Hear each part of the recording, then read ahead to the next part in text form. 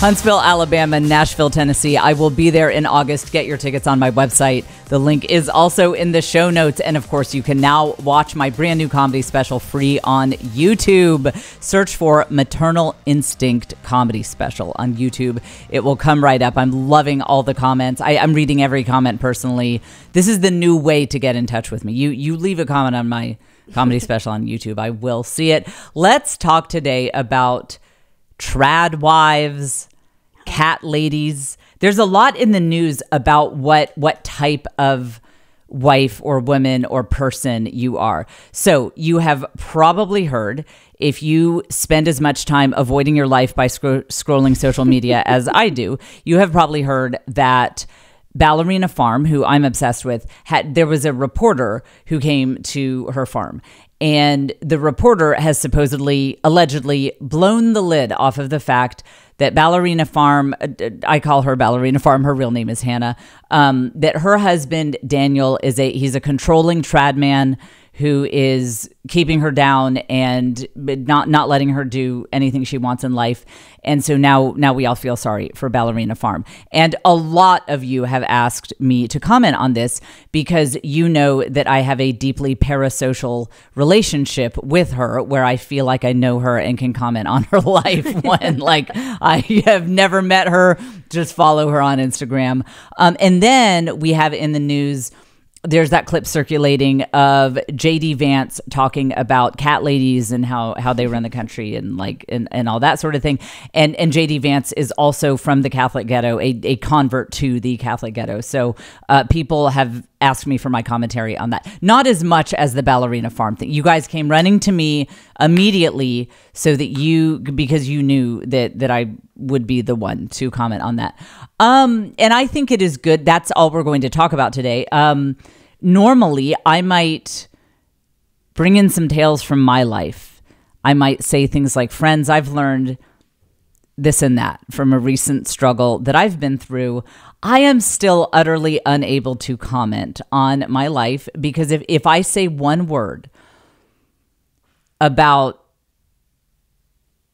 my life or what I'm thinking through right now, I will say things that I am not ready to say yet. Caitlin, I need you to have this special sound effect ready that our scientists developed in a lab for when Jen starts talking about any personal experience on this episode. If I'm like, that reminds me, last week I was thinking, what are you going to hit?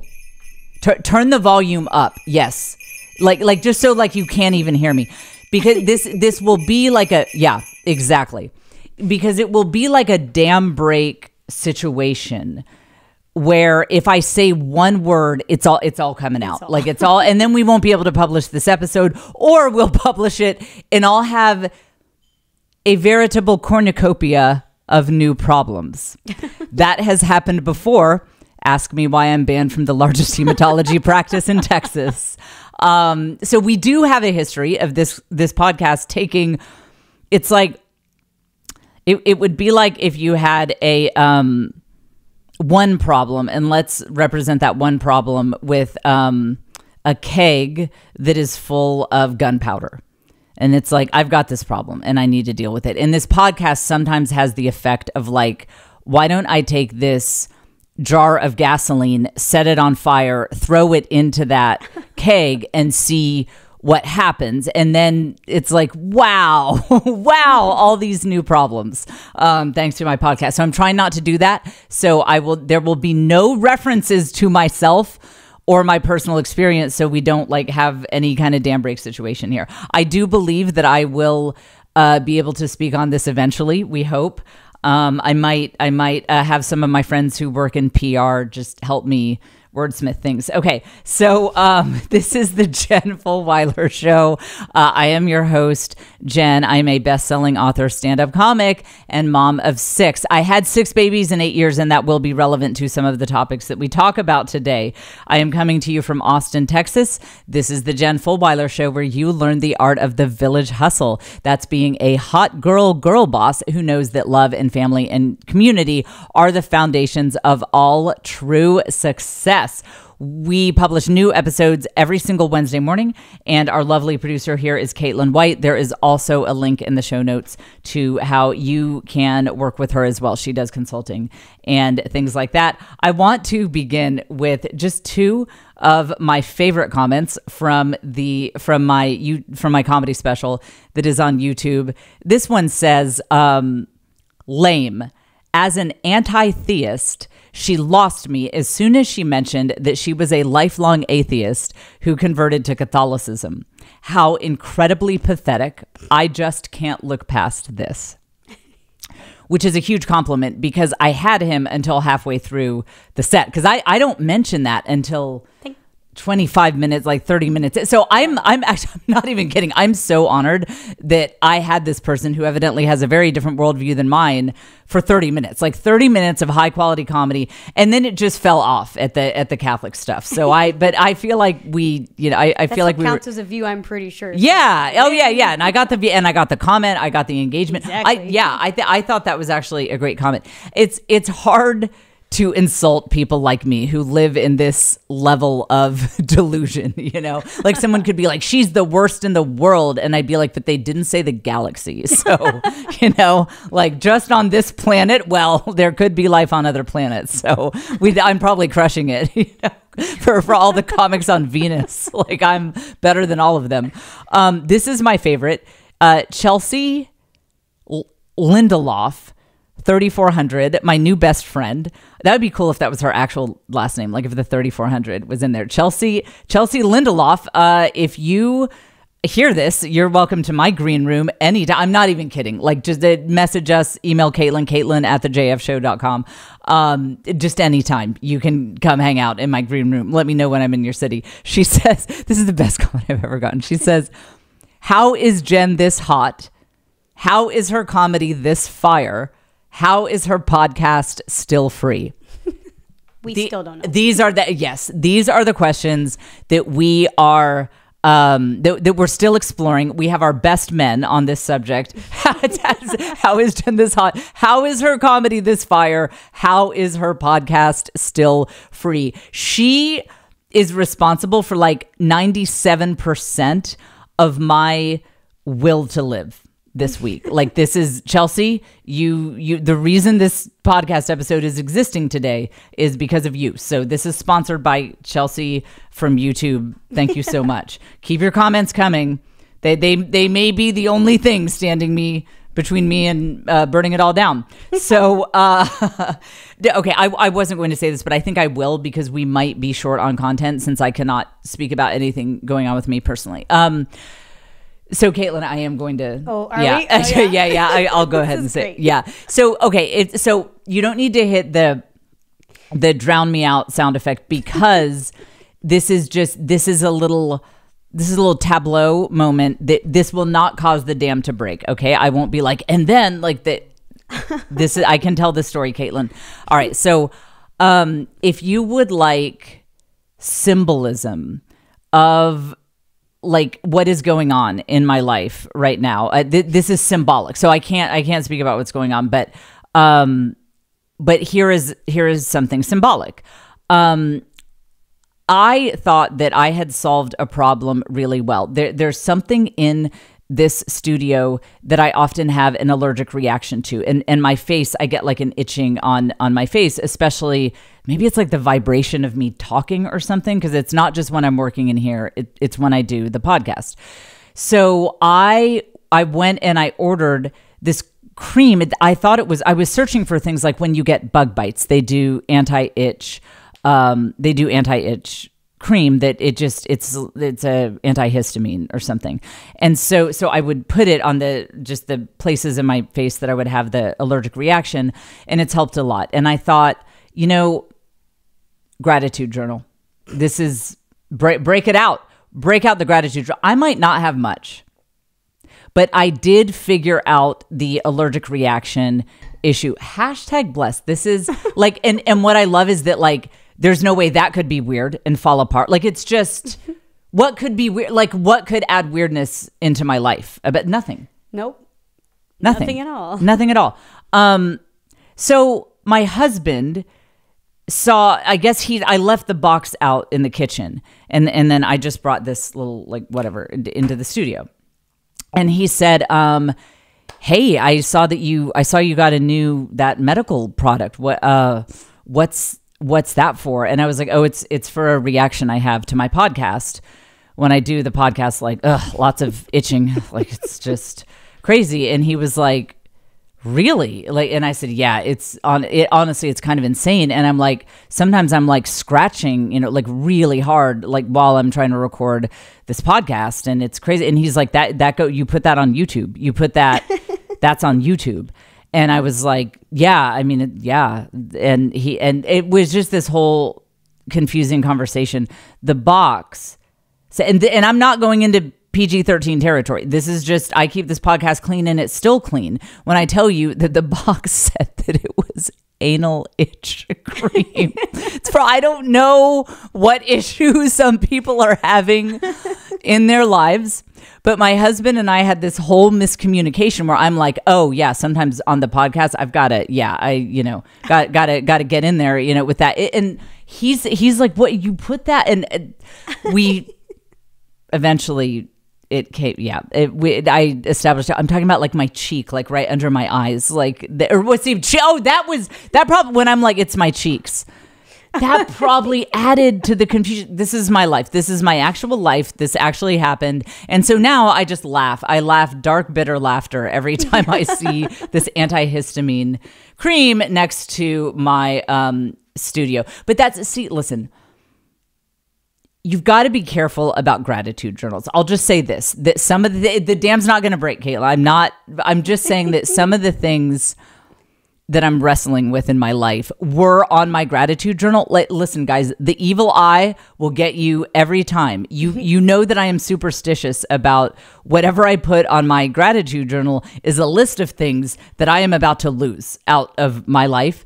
I'm dead serious. Like some of the stuff that was on there, I'm like, okay, I'm going to have to scratch that off. But there's actually a lot going on. There's a lot. There's not one thing. I've got like 5 different things that are difficult and ruining my life. So, okay, moving on. See, I think I'm doing pretty well. Are we? Skirted it. Yeah, I did. That was close. We were teetering. We were teetering close to the edge. Okay. We did. Okay. Before we get into Ballerina Farm, and everyone's praying for her, that she's a very oppressed wife, and her husband is like really, really keeping her down. People are saying that I've seen many comments. Someone made this comment, and now everyone is quoting it, that they say that her husband's name is Daniel, and they say he's like someone who took a ballerina and put her in a box, like put like the ballerina in the box that you open and the ballerina spins around. And they're saying that's what her life actually is, because she was a Juilliard ballerina, and he made her go have all these babies and make sourdough. So that's the controversy. We'll get to that in a second. I just want to do a public service announcement. I do this every year because we are headed into August.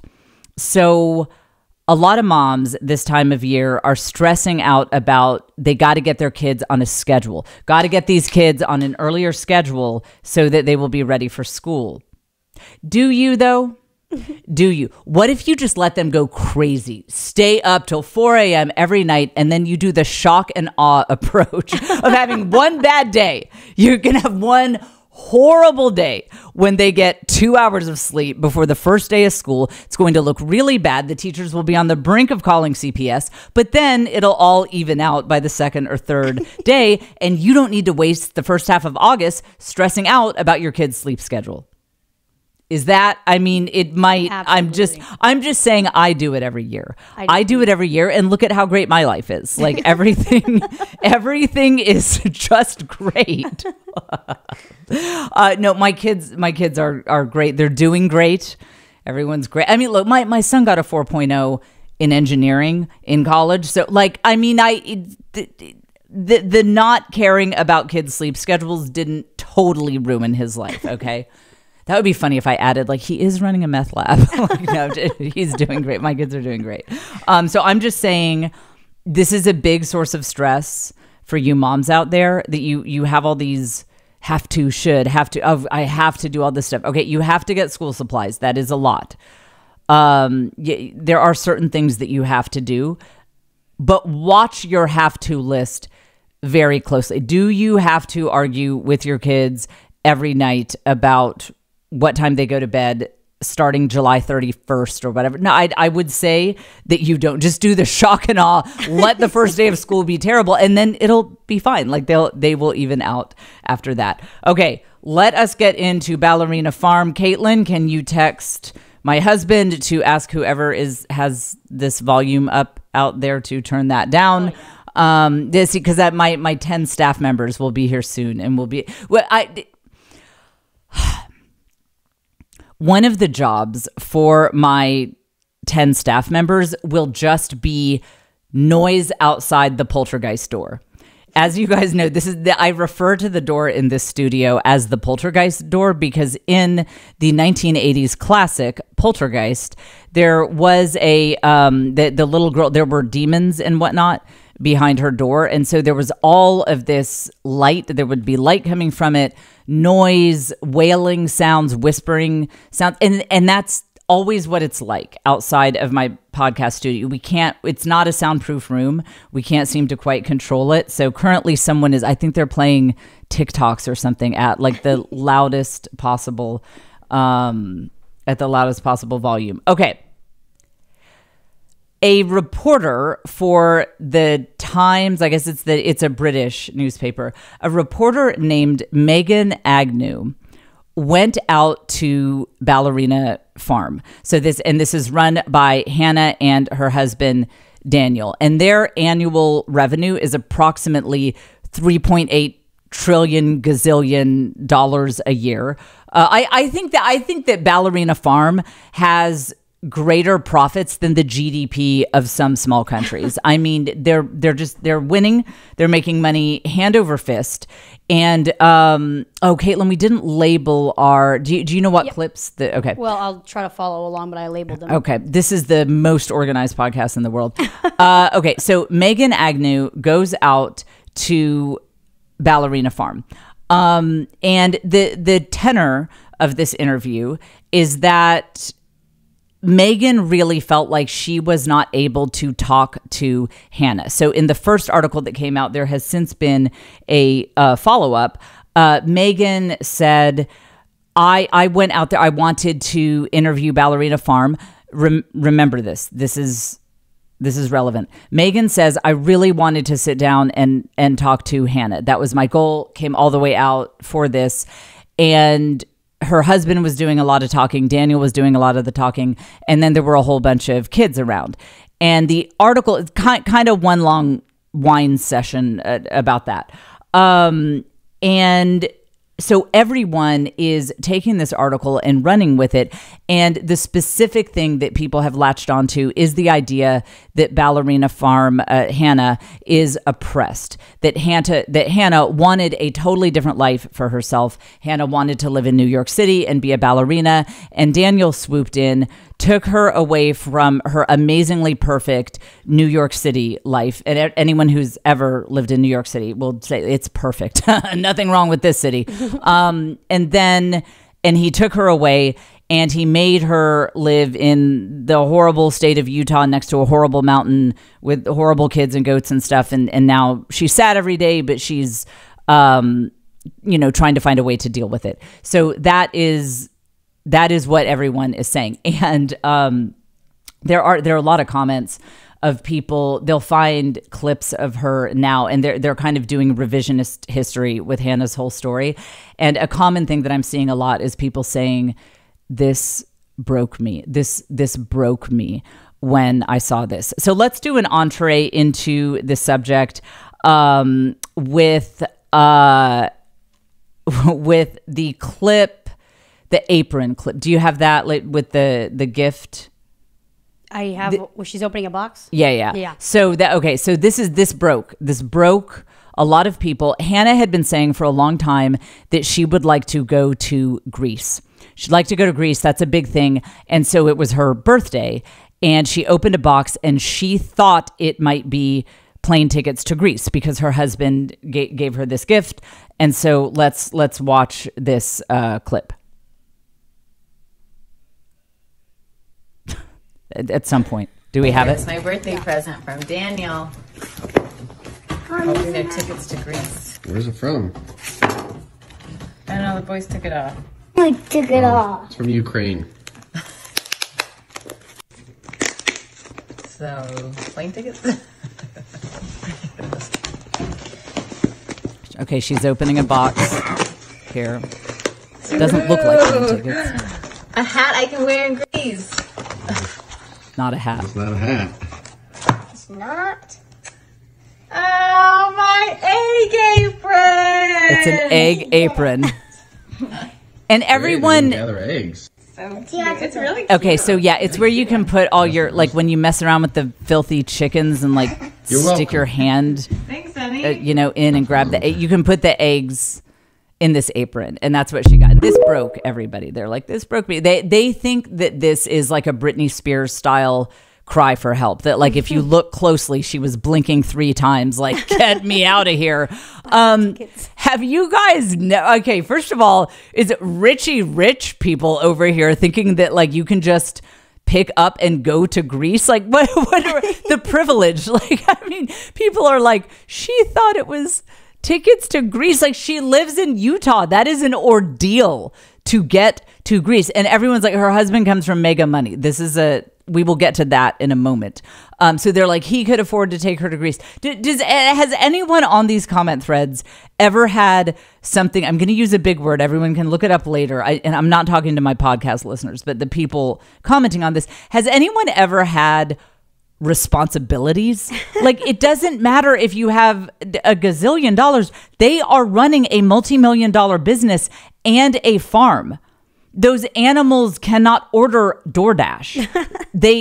And yeah, you can sort of hire people to keep up with the farm, but it's really not that easy. When you run a farm, it is a very intimate thing. It is not easy to leave the farm and just pass it off to other people. Like, what are people imagining? Also, if you are an entrepreneur who has built a business that is that significant, you cannot pick up and just randomly go to Greece. It's so funny that the same people who like and share reels by these meathead men with like who are all roided up and tatted up, and they're like, listen, if you want to be successful and you want to be an entrepreneur, there are no days off. You can't go to Greece. And everyone's like, this is hustle culture. We love it. And then Hannah and her husband are like, yeah, we can't go to Greece because we're running a multi-million-dollar business. So I'm just going to get my little egg apron that will help me create the content that keeps this $1 million business afloat. And everyone's like, she's oppressed. Is she oppressed, or is she the baddest entrepreneur that has ever lived, who is busy running her business? These people getting so upset about her husband didn't give her tickets to Greece. Like, is that what you guys get for your birthdays? No. What did my husband get? I think there was like some lip gloss I wanted from CVS. And I imagine, why can't I get away with that? See, I'm the one who should be getting the sympathy.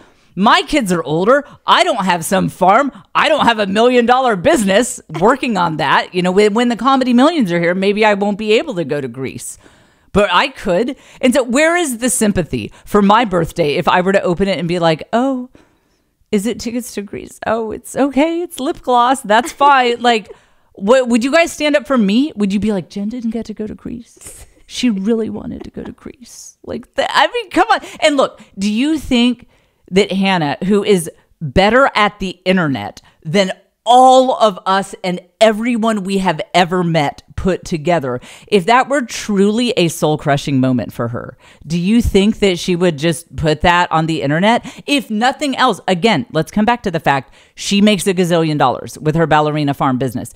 Do you think that she would ruin her brand like that? She's not that dumb. If she needed to do a cry for help from her husband or whatever, it wouldn't be with a passive-aggressive reel. She literally has 9 brothers and sisters. She lives near her parents. That is another thing that I think is relevant to this discussion. There are other ways that this woman can get help other than posting passive-aggressive reels. If that were a devastating moment for her, she wouldn't have put it on the internet. Speaking of things being put on the internet. So one of the things you'll see, you should look up this article. I would like to give Megan, the woman who did this article, a little bit of life coaching, because here's what I'm seeing. I think that Megan feels very powerless in her own life. And I think that she is projecting her own feelings of powerlessness onto Hannah from Ballerina Farm. And here is my evidence for that. First of all, here's my qualifications for reading Megan's soul based on one article. Megan wrote a follow-up article after the huge controversy from her hit piece. Let's call it what it is. It's a hit piece on Ballerina Farm. Megan wrote a follow-up article, and she says in there, in recent days, there has been criticism that I, a childless, unmarried woman, didn't understand that this is the reality of having 8 children, all homeschooled with no childcare. But I felt the exact opposite when I was there. It made me understand exactly how it was to be a woman with 8 children and no childcare, demanding and rewarding, gloriously intimate, and difficult to find a space to speak. So if she can know everything about Hannah's life based on a couple hours at her farm, I can know everything about her based on reading this article. So I think that she is struggling with feelings of powerlessness, which is okay. We've all been there. But I think it's important to understand that that colors the tone of this article. Look at the victim mentality in the author's speech. So the author writes I think this is in the follow-up article. She says, there were so many things I wanted to ask which were inappropriate to do so in front of her husband and young children, about contraception, married life, the trials of motherhood, or just simply who she was and what she thought when she was away from it all. But you were going to put it in an international article? It's like, I couldn't ask her this in front of her husband, presumably because her husband would hear the answer. You don't think he'd see the answer in the worldwide article that you were about to release? You don't think her children would eventually see the answer on the internet? Like she's acting like this was like secret time, like this is two kids like, shh, okay, hey, tell me what you read. This is for an international media piece. Of course you can ask your questions in front of her husband, in front of the kids, in front of whoever, because everyone is going to eventually see what she says. So obviously anything she's either going to tell you the truth or she's not. But who is in the room doesn't matter because they're all going to see this very public article anyway. I think that's victim mentality on the part of the author saying like, well, I couldn't ask the question in front of her husband. Could you not? Or were you intimidated by the husband? Were you intimidated by Daniel? And that's her husband's name. Did you just like get it in your head that you didn't like him and he was an intimidating presence?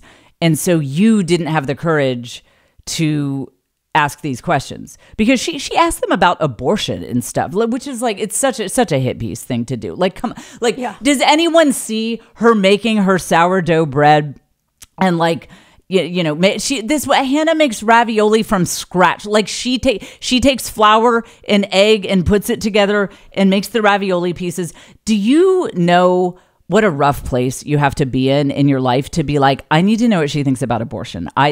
This is my top priority. Let's get this in writing. So the journalist asked her about these subjects with everyone around.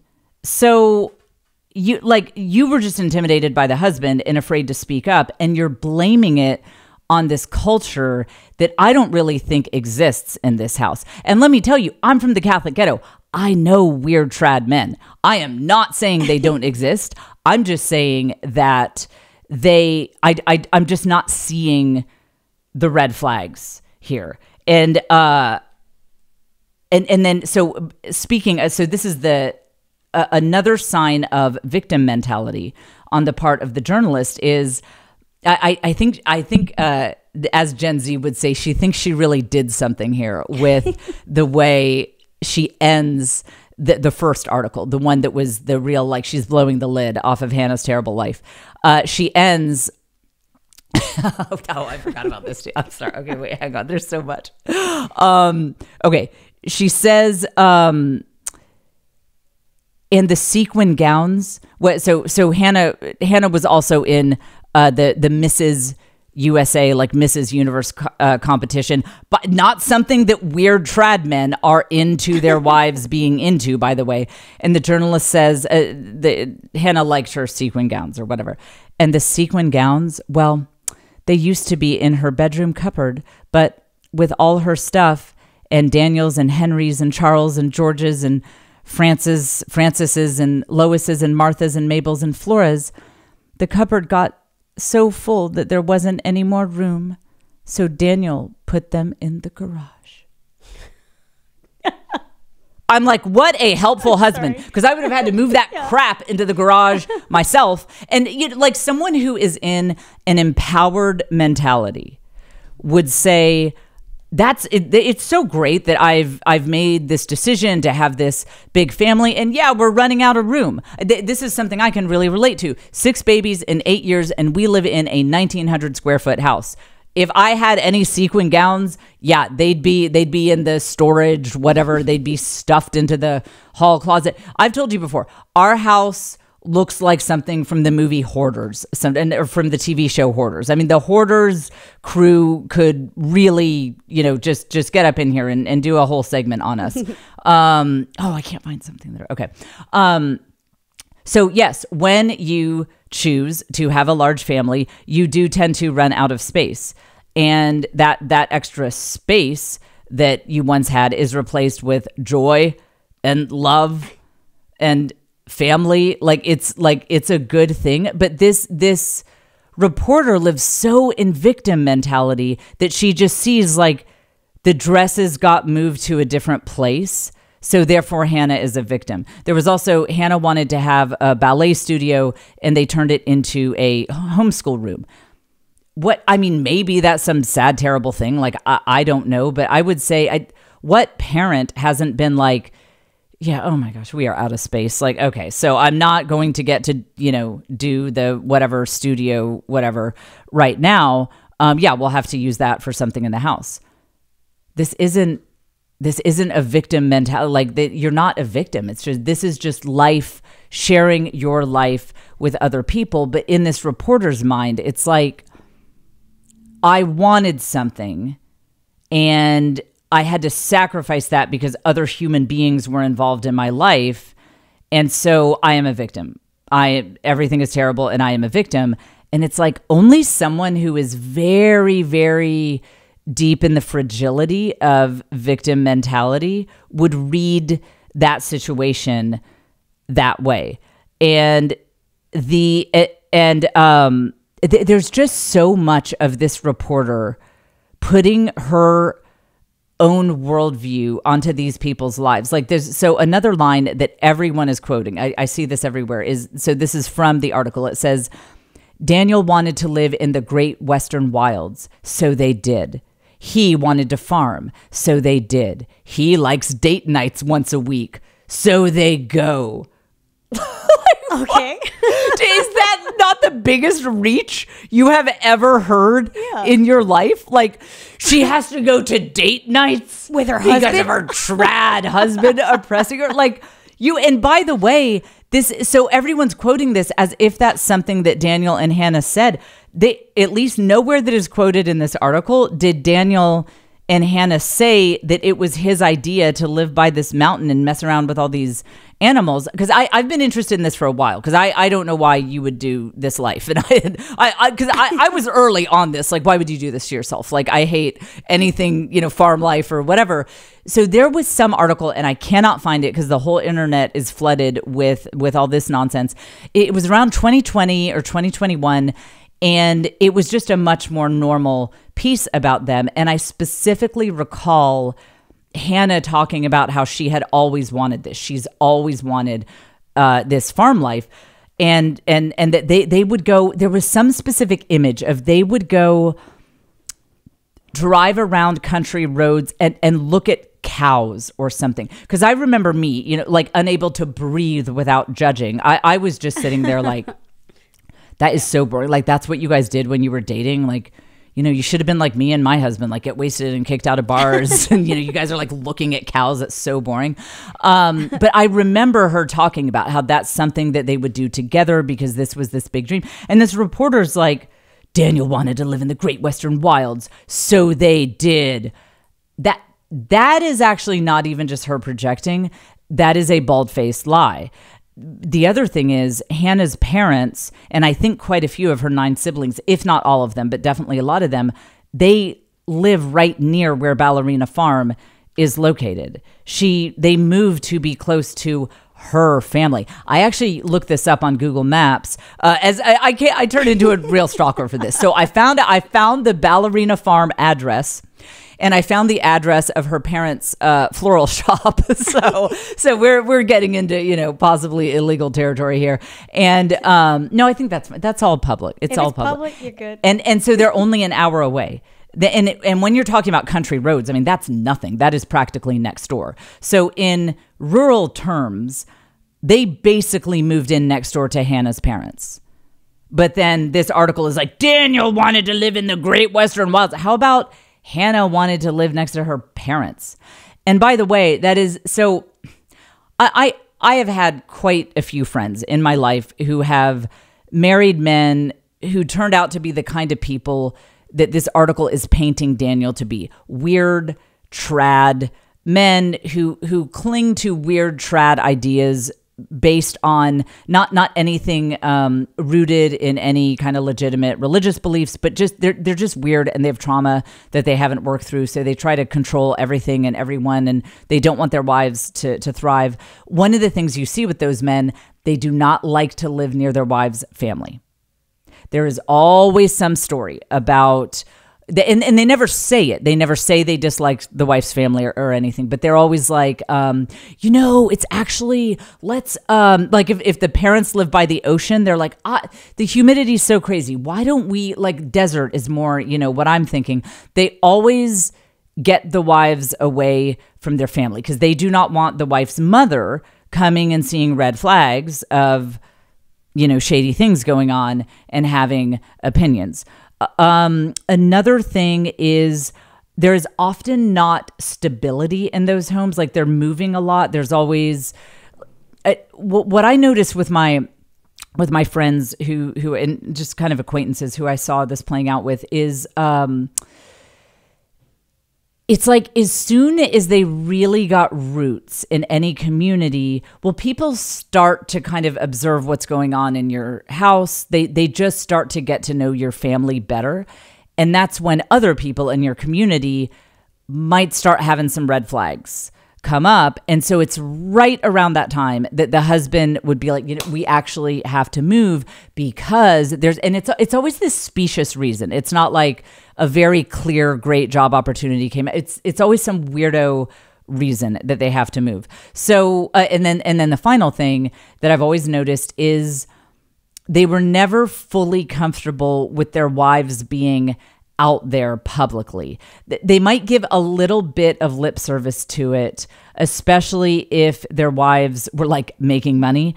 There was some lip service like, yeah, you should use your talents, but they never really helped that much. There was always a little bit of foot dragging about really seeing what the wife could do here with this business or with this passion of hers. And the fact that Daniel is like, he showed up at the Mrs. World competition. She's like wearing these, ball gowns and on stage, and other men and other people are looking at her.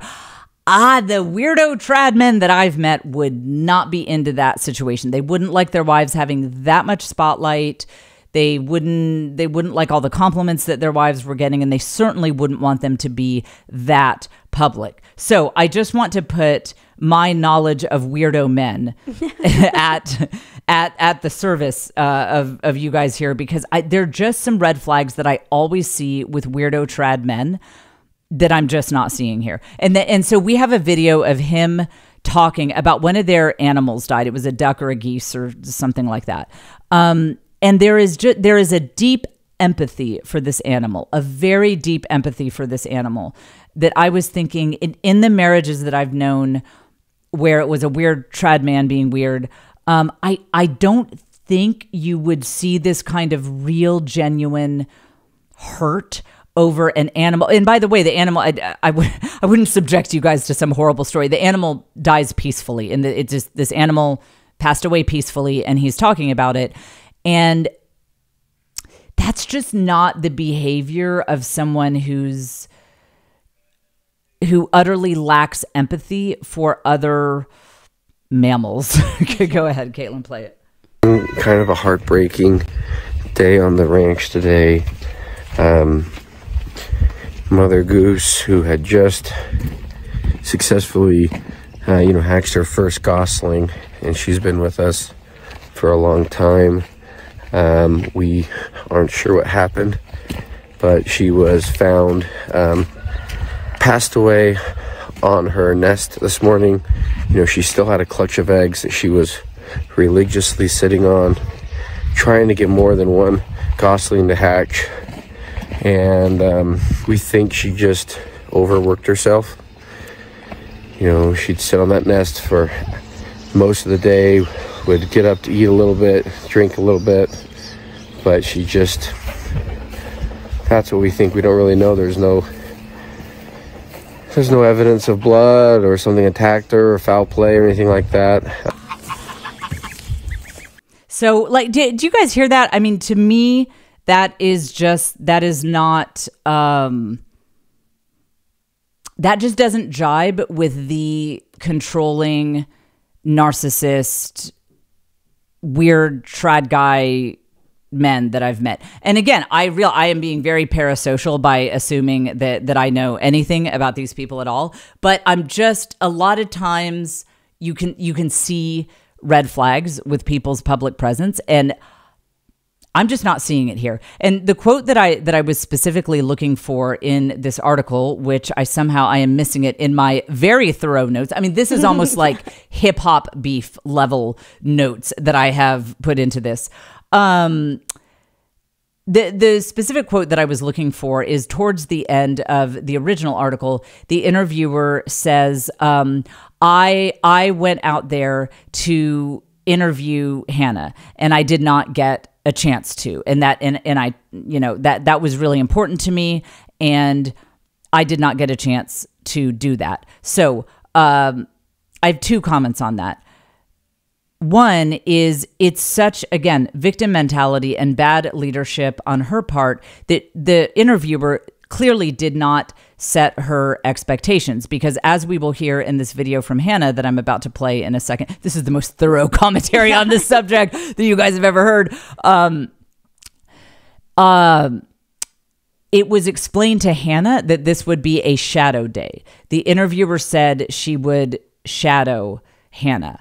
So meaning just go through her day with her. And so again, someone who is not in victim mentality, who is a leader in their own life, would say, you know what, that's on me. So me or my team, we did not make it clear that I wanted a peaceful sit down interview where I can focus. But listen, so I'm going to play a clip from Hannah, and Hannah specifically says, she says that it's a shadow day. So that is what had been conveyed to her. And then listen to what she says the Times asked her to wear for the photo shoot, and see if you don't smell a little bit of a hit piece going on. So, okay, play that one of Hannah talking. Yeah, do we have that? The UK Times is coming out and doing a profile piece. Hi, Jojo. So we're getting ready for that. They're just going to shadow us during the day just as we make meals and be a mom and create content. Just getting our makeup on, Miss Flora and I. We're also going to do a little family photo shoot out in the meadow. They want me in like a gown. Huh. They want her in a gown. Let's just also note that in that video, you can see it JF on youtube.com. Like, she looks hotter doing her makeup with a little baby on her lap than I do with, like, I've got 2 hours and like no kids around. Okay. So first of all, this interviewer said to her that it would be a shadow day, and they asked her to wear a gown. And if you stalk Hannah like I do, she wears jeans a lot. Like she dresses like a normal, jeans and a t-shirt out on the farm. But so clearly they had an agenda. But the main thing that I want to comment on is this victim mentality on the part of the writer.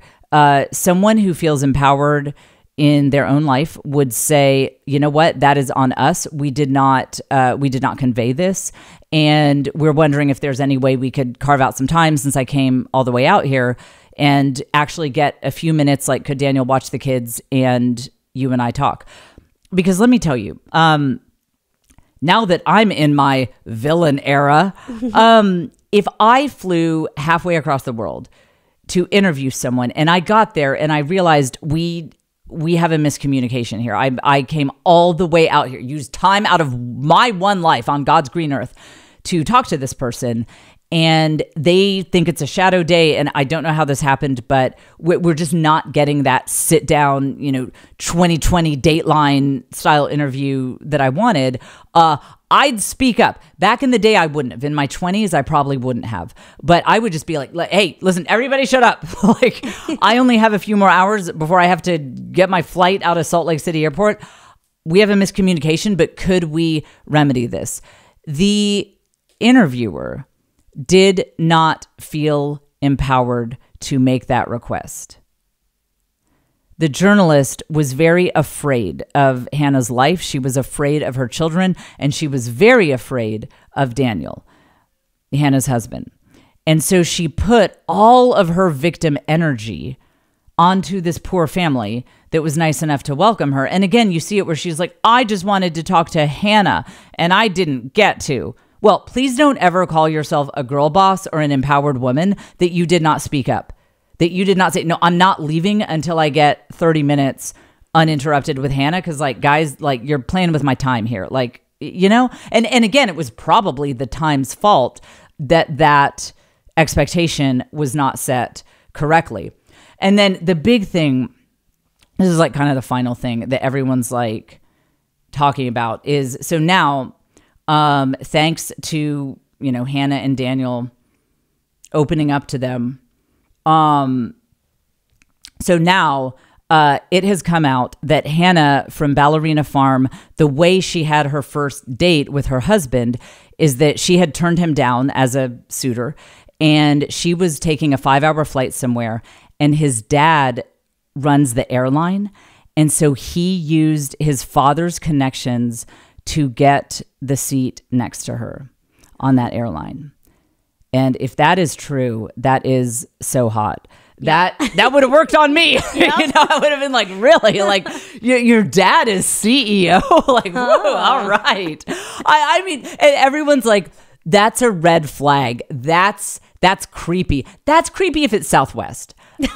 That would have been creepy if he were like, hey, baby, I got boarding group B for you. Is this middle seat taken? I'm going to squeeze on it. Yeah, that would be creepy. It's not creepy on JetBlue when you're like, my father runs this place. That's how I'm sitting next to you. Hot. Like, I mean, of course she ended up dating him.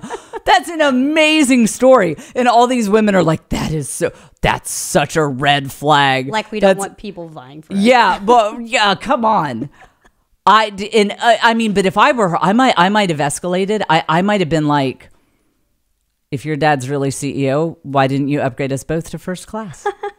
Yeah. I mean, I might have taken that a little further. I'd quit Juilliard too.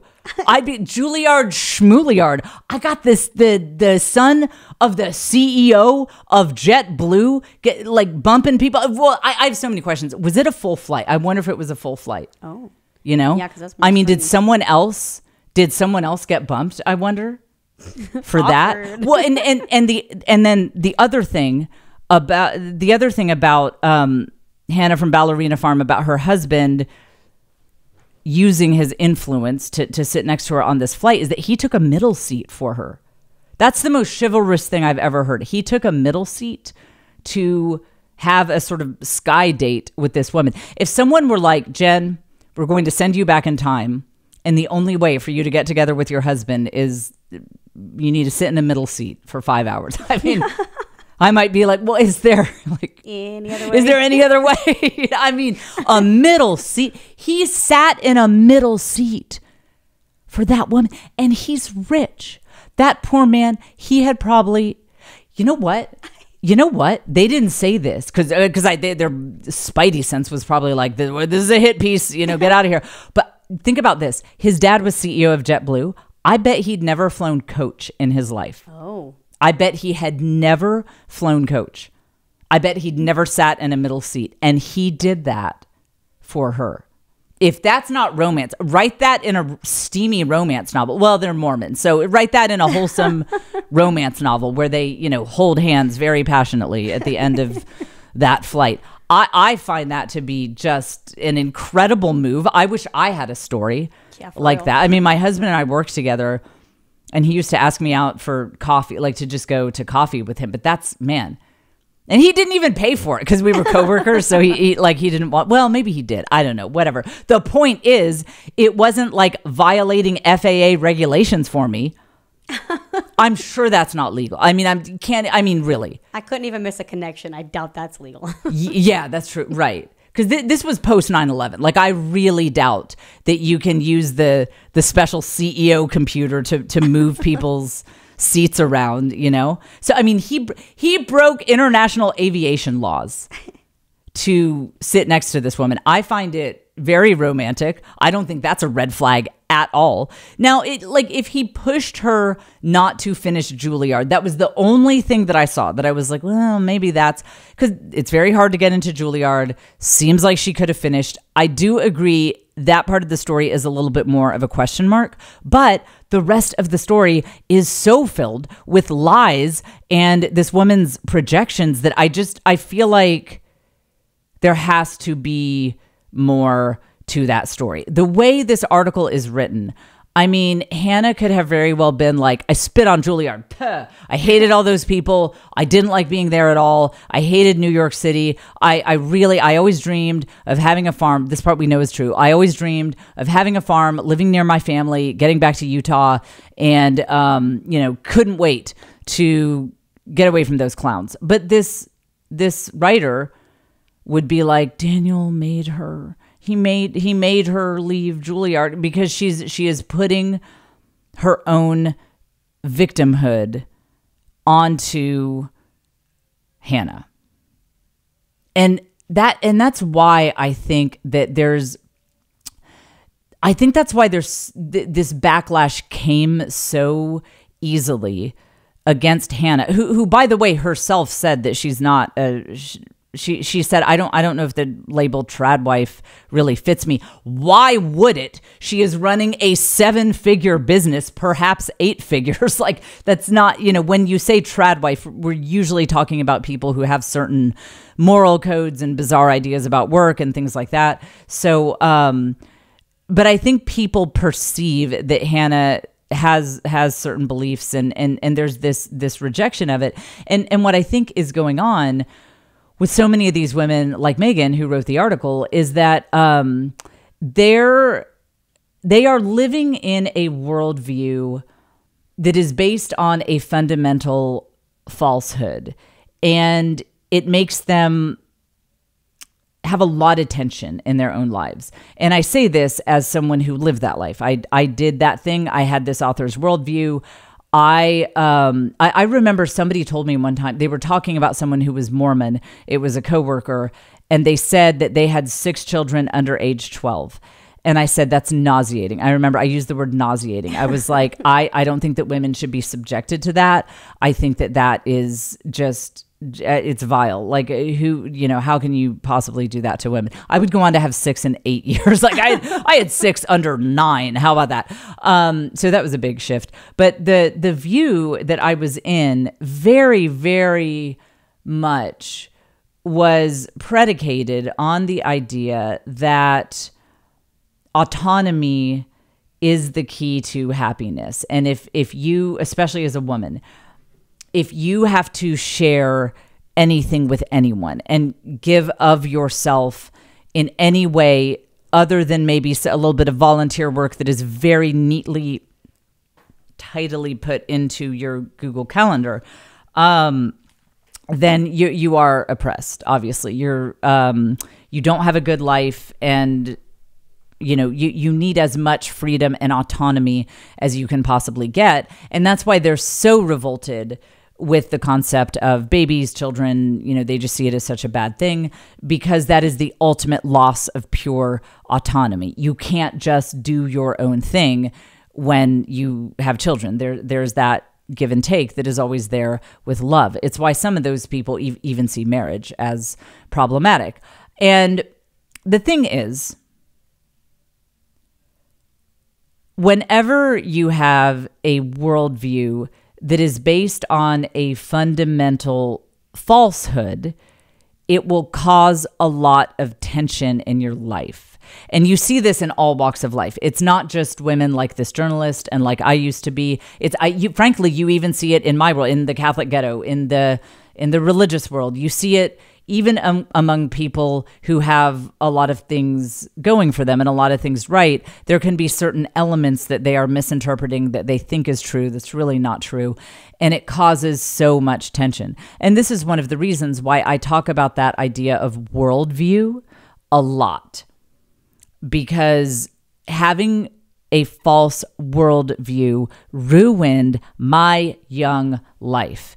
It made me a very stressed out, victim mentality, fragile, miserable person, because I believed that certain things were true that were not true. So when I say worldview, what I mean is what you believe about what is the meaning of life.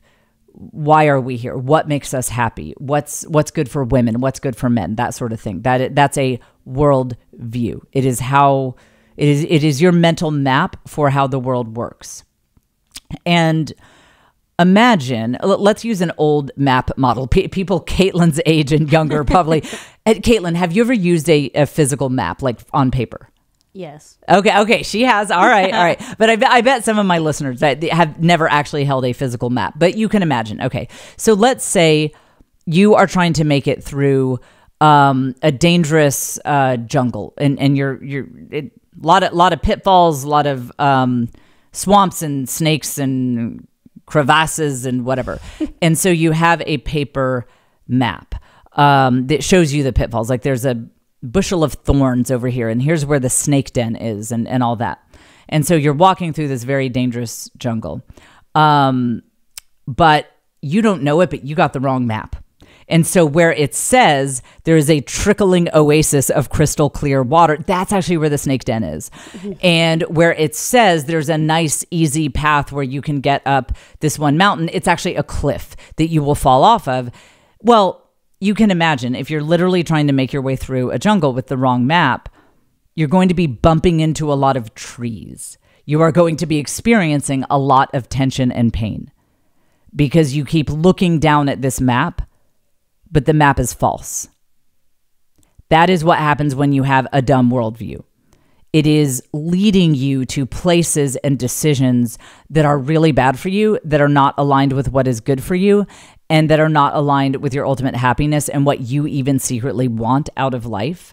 And it causes a lot of angst and tension that you then project onto nice people that you meet on the internet who were trying to be nice to you.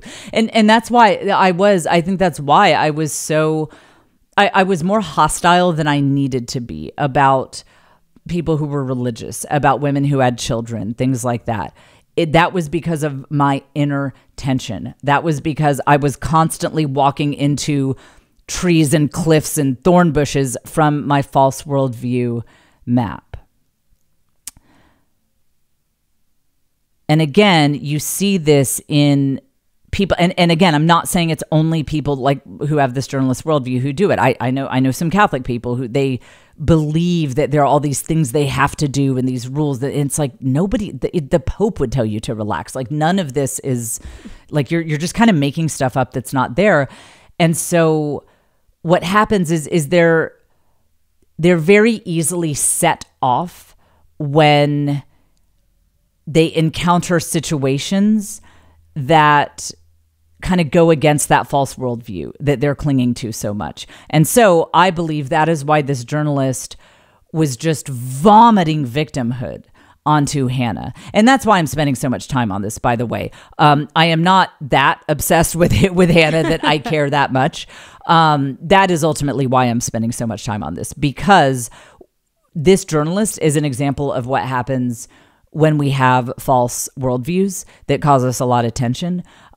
We end up getting triggered. You know, we covered that subject a few episodes ago. We end up getting triggered, and then we vomit our own internal victimhood and angst and stress onto other people. And we see all of these phantoms, all of these bogeymen that aren't really there.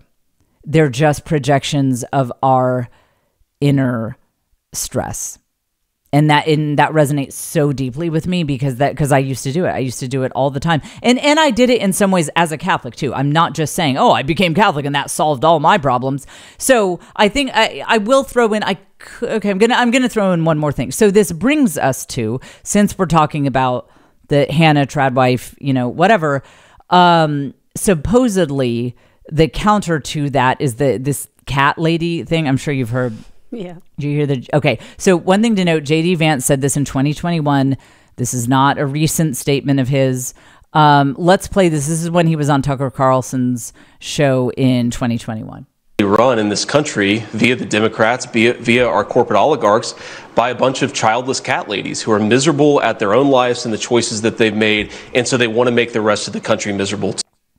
Okay. So I am excited to announce that we are doing a new thing in the Catholic ghetto.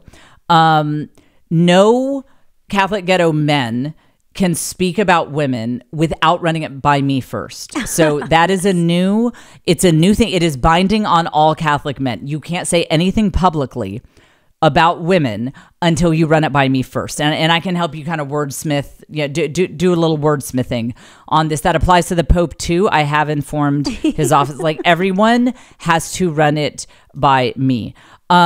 So let me do, this reminds me of the Harrison Butker situation. Let me do a little translating here.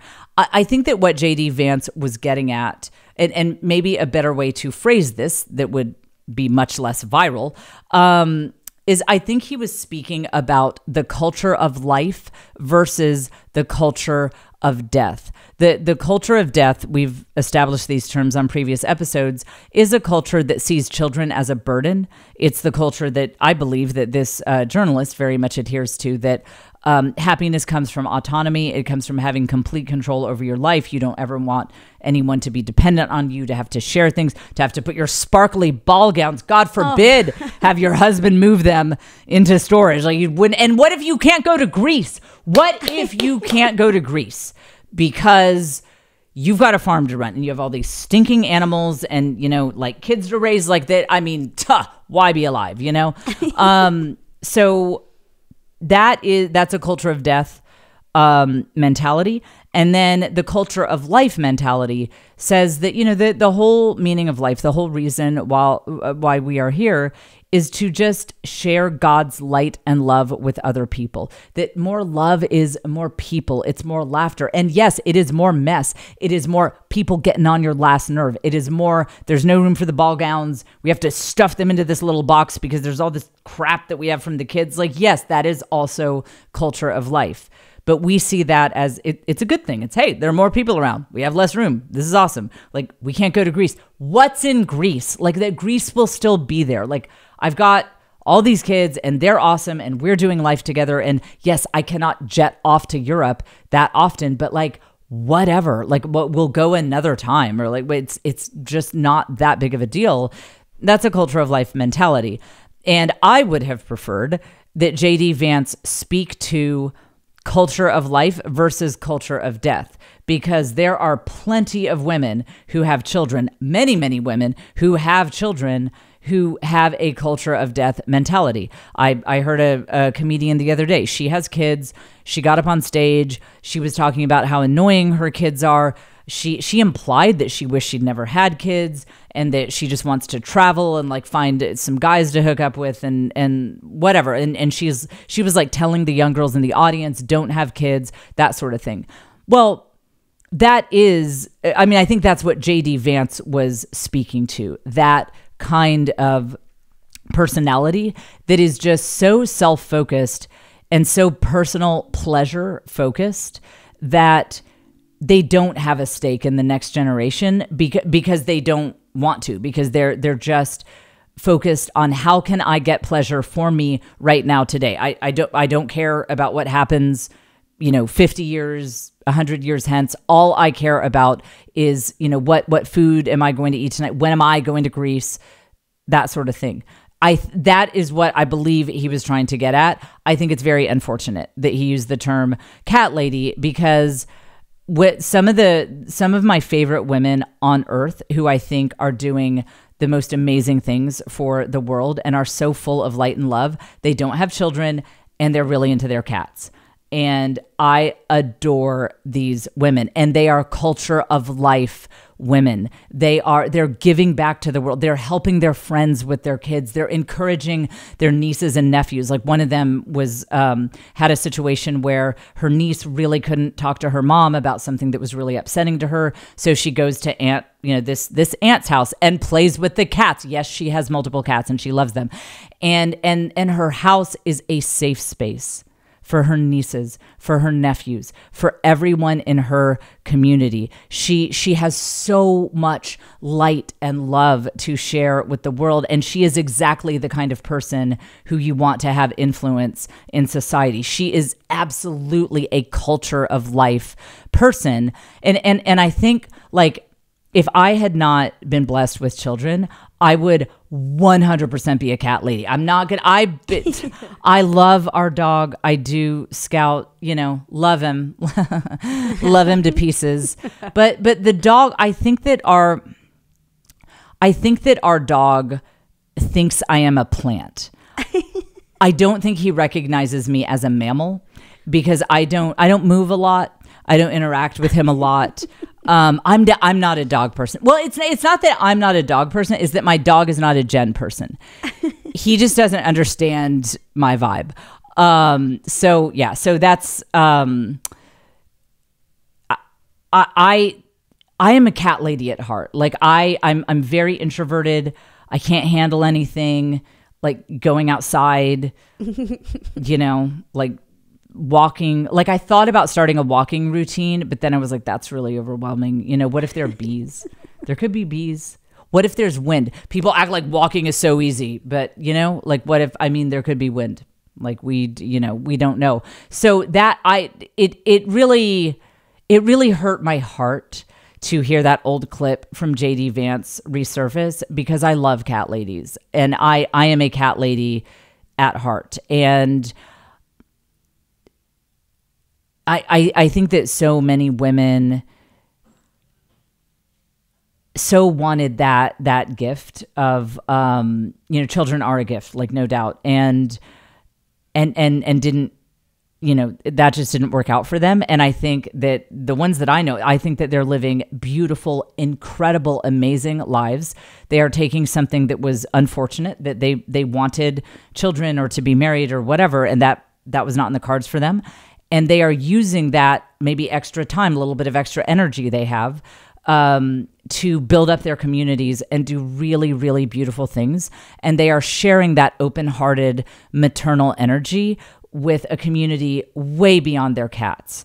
And so I'm not offended by much, but I'm very deeply offended by the term cat lady, because some of my favorite women are cat ladies. And again, some of the women who I think are building up the culture that our people would like to see happen to not have kids, and they happen to have cats. And I just,